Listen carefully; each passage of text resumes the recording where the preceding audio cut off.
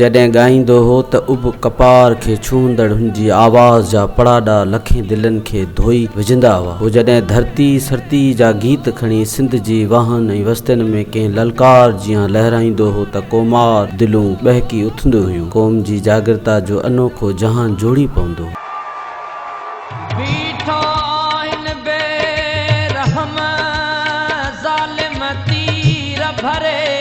हुनजी आवाज़ में तलवारनि जो तेज बि हो त वॼनि जा वड़ाका बि हुआ। सिंध जॾहिं पंहिंजी गायकी जो तारीख़ जा वर्क वराईंदी त हिकिड़ो नाव सिंध मौसीक़ी जे आसमान ते सदा रोशन सितारे जीअं झुरकंदो रहंदो। उहो नाव आहे सिंध जो गबोल जवान जांगीड़नि मारूड़नि ऐं सांगीड़नि जे दिलनि ते राज कंदड़ अब्दुल रहमान मुग़ल उर्फ सरमन सिंधी।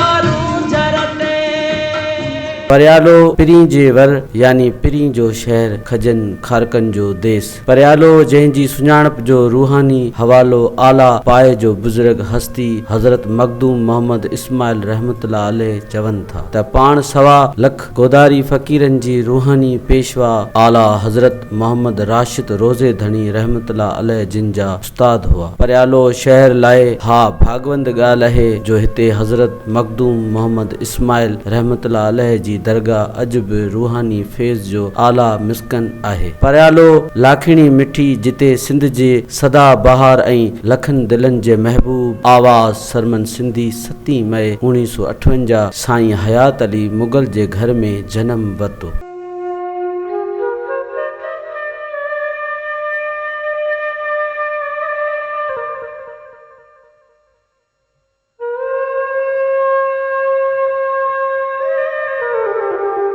हिन प्राइमरी खां वठी 5 दर्जे ताईं गवर्नमेंट प्राइमरी स्कूल परियालो में तइलीम हासिल कई।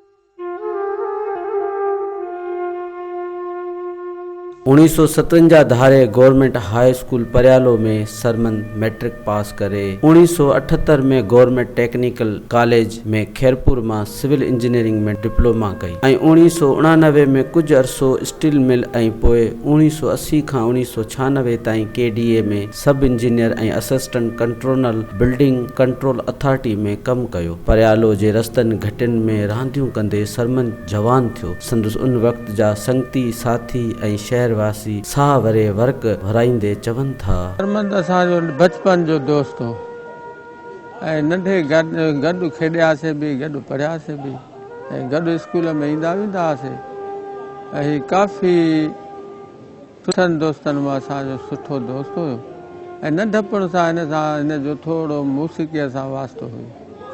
जॾहिं बि असां स्कूल खां फारिग टाइम में वेंदा हुआसीं त कुझु न कुझु असांखे दिलि बहलाइण लाइ मौसीक़ी ॿुधाईंदो ऐं वरी जॾहिं असीं ॻोठ पहुचंदा हुआसीं त हिन जो वधि में वधि शौक़ु पंहिंजो नंढड़ी फ्लोर मिलई उन में वीचारो कमु वाल साहब खे हिमत अफ़ज़ाई कराईंदो ऐं ॿियो जॾहिं शाम जे टाइम में असीं वेंदा हुआसीं त इहे पाड़े सिरनि सां वञी मिलणु झुलणु जेका बि बीमार भाइड़ो हूंदो उनजी इयादत करण लाइ उते पहुचंदो ऐं ख़ुदि असां दोस्तनि खे गॾु खणी हलंदो। असां हिकिड़े दफ़े वेठा हुआसीं हिन इहा सलाह कई त यार असां पाण में लिखिया पढ़ा आहियूं ऐं ग़रीब पाड़ेसरे में जेके ग़रीब छोकिरा आहिनि होशियार आहिनि उन्हनि जी असां हेल्प कयूं ऐं एतिरे क़दुरु थियो जो हिन उन्हनि जी हिमत अफ़ज़ाई करे उन्हनि खे पाए मक़सद ते पहुचाया। असांजो साथी जॾहिं बि जंहिं बि मोड़ ते असांखे कंहिं ॾुखे वक़्त ते ॾिसंदो त असांजे पाड़ेसरनि जी असांजे अंदरनि ॿाहिरनि जी बि हेल्प कंदो। मरहूम बहितरीन शागिर्दनि मां हिकु हुयो। हितां निकिरण खां पोइ टेक्निकल कॉलेज में दाख़िला हिन वरिती हुई। उन खां पोइ बि उते जेकॾहिं का उनखे तकलीफ़ महसूसु थींदी हुई तॾहिं बि उस्तादनि सां सलाह मशवरो कंदो ऐं सुठी बहितरीन नमूने में उस्तादनि जी इज़त कंदो। सरमंद ॾाढो भलो छोकिरो, असांजे शहर जो माण्हू, तमामु सुठो फनकार बि ॾाढो भलो, सभिनी माण्हुनि खे पसंदि हो सॼे शहर खे। सरमंद जहिड़ो को इंसानु हिते न ॼाओ आहे न ॼमंदो ई असां वटि। उहो वॾो इंसानियत जो इंसानु हो, हुनखे इंसानियत जो क़दुरु हो। हुनजी हयाती थोरी थी पई, अलाह हुनखे जन्नत नसीब कंदो। अब्दुर्रहमान मुग़ल साहिबु उहो तमामु सुठो इंसानु हो, नंढनि वॾनि जी बेहद इज़त बि कंदो, प्यार मोहबत बि रखंदड़ हुयो। ऐं जीअं त हुनजो हे जेको फनी जहान में हुयो, हिन जो प्रोफेशनल न हो, हुनजो ज़ाती शौक़ु हो। नंढपण खां वठी स्कूल जे लाइफ खां वठी उहो ॾाढो हिन ॻाल्हि खे दिलि जे गहराइनि सां कोशिशि कई हिन मंज़िल ते पहुतो। पर ख़ुदा जी ॻाल्हि आहे, हुनजे वीचारे जी ज़िंदगी थोरे टाइम में हुन ॾाढी महिनत बि कई ऐं पंहिंजी शोहरत बि हासिलु कई। असां सादात दोस्त शहर जा जेके बि वासी आहियूं हुनखे सभु गॾिजी सॼी दुआऊं कंदा आहियूं त ख़ुदा जो हबीब हुनखे जन्नत फिरदौस में जॻह ॾे ऐं उनखे मग़फ़िरत मिले। असांखे उनजे विछोड़ ते तमामु घणो ॾुखु आहे। असां उन जूं कैसेटियूं हिन महिल ते अञा ताईं ॿुधंदा आहियूं। असांखे उन जा अञा ताईं जेके सिंधी गीत ॻाया आहिनि तमामु सुठा वणंदा आहिनि, जेके अञा ताईं असांजा सभु दीवान ॿाहिरि प्यारे में ॿुधनि था ऐं विछोड़ जो असां सभिनी खे तमामु घणो ॾुखु आहे।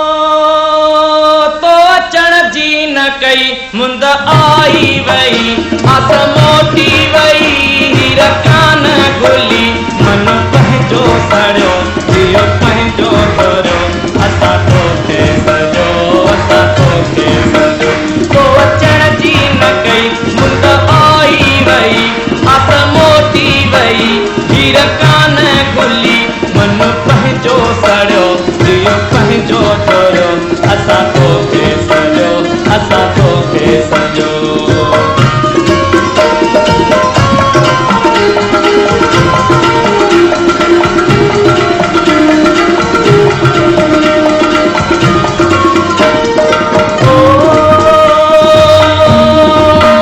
कोई सिज न बणी कोई चट न बणी ज़िंदगी मींहं करणी छामा छाई बणी।